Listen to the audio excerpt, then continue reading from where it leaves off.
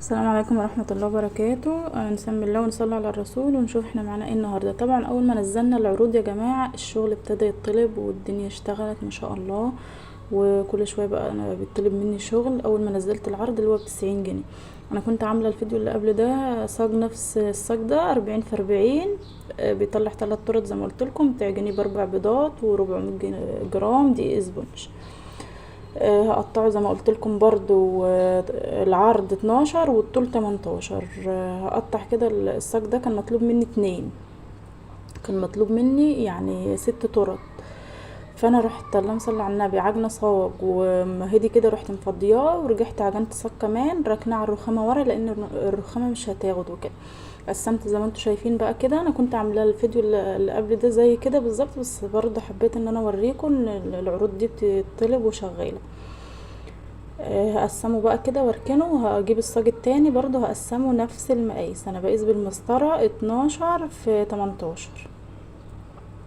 انتي بقى عاوزة تبيعها ب100 بيعيها، بس يعني في الاول كده اعملي عرض رخيص، وبعد كده بقى قولي مثلا النهاردة العرض ده النهاردة بس، يعني العرض ده النهاردة ب90 جنيه بس، او العرض ده بكرة والنهاردة ب90 جنيه. بعد كده بقى ايه تروحي بايعها ب100، يكون الدنيا اشتغلت معاكي والجروب بتاعك ابتدى يشتغل يعني. ده الصاج التاني اهو زي ما قلت لكم كنت عاملاه وركناه، عشان انا عندي صاج واحد فيعني بعجن وبعد كده بروح قلبها على الرخامه واعمل واحد تاني. بقيس كده بقى عشان ما افضلش اقيس بالمسطره واخد وقت معايا. هقطع برضو نفس المقاس التاني. كانت واحده طالبه مني 6 طرط، واحده مستطيله واربعه وخمسه مدورين.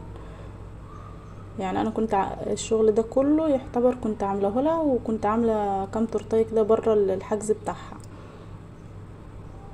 هي كانت عيد ميلاد بنتها وكده وقالت لي اعملي لي 6، اللي هي الواحدة ب90 جنيه. تاني يوم بقى عملت الواحدة ب100. يعني خلاص بقى شغلت نفسي وكده والدنيا اشتغلت، نزلت التورتة ب100 جنيه. اي واحدة من دي ب100 جنيه. كده انا قطعتهم هركنهم بقى كده، اشيلهم في صينية كده ولا في اي حاجة عشان ما يضيقوش ليا الرخامة. وهرجع بقى ايه اقطع اللي هما دول. دي مقاس 20، بتطلع لي تورتيتين ب300 جرام و250 دقيق اسبونج. بحط 250 دقيق اسبونج و3 بيضات. الاسبونج اللي انا شغاله بيه دريم، وبحط ربع كوبايه ميه، وبحط معلقه محسن حلوه كده يعني، ولا مليانه قوي ولا ناقصه قوي. معلقه محسن اللي هي بتاعت الاكل.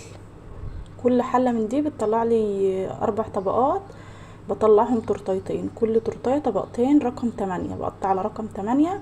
بطلع التورتايه اللهم صل على النبي. انا كنت مطلعاها ب90، بس خلاص بقى كده انا ايه بطلعها ب100 جنيه. يعني انا اشتغلت يومين كده ب90 عشان خاطر الدنيا تشتغل معايا، وبعد كده اللهم صل على النبي طلعتها ب100 جنيه.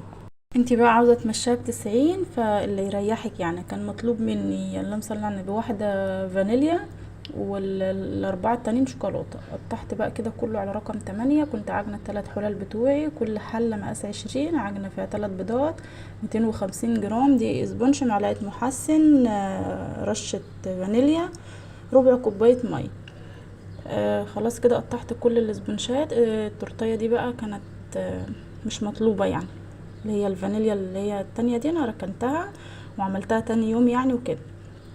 هي كانت عيد ميلاد بنتها وخدت كل الحجز ده يعني. اللي فاض بقى من الاسبونشات بروح ركناه كده واعمله تاني يوم. هشيل بقى كل الحاجات دي كده، فضي الرخام عشان اعرف ان انا اجلس واعرف اشتغل. حبيبتي بقى اللي بتقولي يا رحاب التورتايه اللي هي مقاس 12 في 18 دي انا بتتباع ب150 وبتتباع ب180. ما حبيبتي مش عندنا، مش المكان اللي انا فيه هقدر ابيع بالسعر اللي انت بتقولي عليه. انا ببقى بيعاها مقاس 24 ب200 جنيه وبيبقوا مستغلينها. بعملها 20 وببيعها ب100 جنيه برضو مستغلينها. فيعني في المكان اللي انا فيه مش عمري ما هبيعها بالسعر اللي انت بتقولي عليه ده. اول حاجة غالية والخامات غالية، بس لازم نشتغل. لو بعت بالسعر ده مش هشتغل. فلازم بقى احنا بنبيع كده ايه، احنا الشغل بتاعنا شعبي يعني، بنشتغل شغل شعبي عشان نعرف ان احنا نشتغل ونطلع مكسب ونبيع كل يوم. المهم كان حد قال لي اسم قناتك التانية ايه. قناتي الجديدة اسمها تورته اونلاين، حاطه نفس الصورة اللي انا حطاها على القناة دي، وبحط الفيديوهات على المنتدى يعني هي نفس الصورة اللي هنا. الصفحة بتاعتي بقى انا بنزل على الصفحة اكتر من الجروب، يعني شغلي كله على الصفحة. مطبخ رحاب تورته اونلاين، اللي عاوز يخش على الصفحة عندي برضو حتى نفس الصورة اللي على القناة. انا القناة دي كنت بقالي فترة كبيرة قوي، حوالي شهر 3 شهور او 4 شهور، فترة طويلة يعني. ما بنزلش عليها فيديوهات، بس لقيتها بقى خفت الاعلانات تقف من عليها وكده، فقررت ان انا انزل هنا فيديو وهنا فيديو، يعني هنا مرة وهنا مرة. فبقى اللي معايا هنا يخش بقى يعمل لي اشتراك على القناة الجديدة، برضو حلوة قوي، فيها شغل حلو، يشترك لي فيها وكده كده. اللهم صل على النبي. انا هقفل بقى اللي هي الفانيليا الاول قبل ما احط كاكاو على الكريمه وكده. انا ضربت كوبايه كريمه، ساعات والله يا جماعه بتقفل لي 5 ترط وساعات 4، اللي هي طبقتين. ساعات بقفل منها 5 وساعات 4 ترط، مش عارفه ليه يعني. ساعات الاقيها مقفله لي ال5 ترط ومرتاحه، وساعات بتقفل لي ال4 وخلاص على كده. فانا كنت ضاربه كوبايه كريمه عليها نص كوبايه سكر، عليها معلقتين باستر كبار، عليها 3 كوبايات ميه. حاولي تقللي الميه اليومين دول عشان خاطر الجو بقى حر قوي، ولازم ان الكريمه تبقى متماسكه عشان لو اتنقلت في مكان بعيد ما تسحش او ما تتبهدلش. فحاولي تخلي الكريمه تقيله عن الشتا انا كنت عادي يعني، لو مش تقيله قوي قوي كانت حلوه وتبقى شغاله. لكن دلوقتي بقيت اخاف، لان الحاجه بيبقوا مستعجلين عليها، ما بيسيبوهاش مثلا ترتاح كويس في التلاجة او في الفريزر، فبقيت اخلي الكريمه تقيله. الكريمه اللي انا شغاله بيها المضرب بتقبل ميه وما شاء الله، بس اهم حاجه يكون الميه فيها قطع تلج. والباستر ما تحطيش 3 كوبايات وما يكونوش حتى باستر، الباستر هو اللي بيتقل الكريمه. انا بحط معلقتين باستر كده بيدوا طعم حلو للكريمه. واللهم صل على النبي. بروح حتى بقى ساعات 2.5 ساعات 3 كوبايات. كل ما الجو يبقى حر بقى هنقلل في الميه. دي اول واحده كده قفلتها. هقفل واحده معاكم شوكولاته مقاس 20، حلوه قوي يا جماعه، ب100 جنيه. لو هتشتغلي ب100 هتشتغلي ب90 برضو حلوه.